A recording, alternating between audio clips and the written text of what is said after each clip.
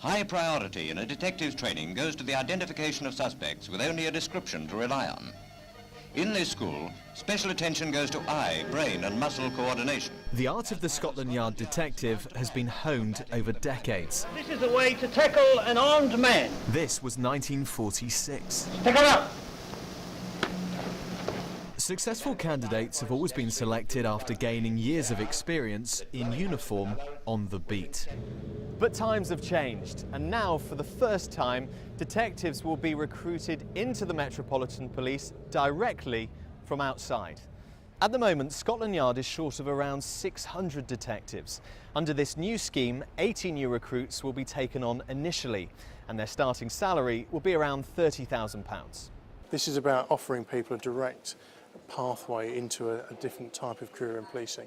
And we know from research we did last year, quite extensively in London, that this was really appealing, because actually the uniform attraction is an attractor to some and a barrier to others, particularly with female and BME, so we know this is a really attractive pathway. Direct entry detectives will need to have a degree.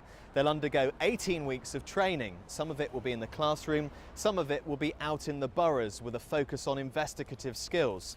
But some former police officers believe it's simply not enough time to learn the tools of the detective trade. I don't know how you can condense 2 to 3 years of training from being a probationary constable through to trainee detective and then becoming a detective.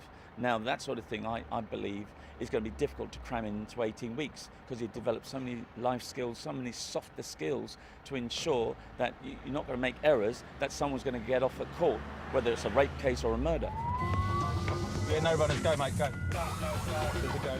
Relax, all right, calm down, man. This is what today's Met detectives face. Here, suspected drug dealers in Harlesden.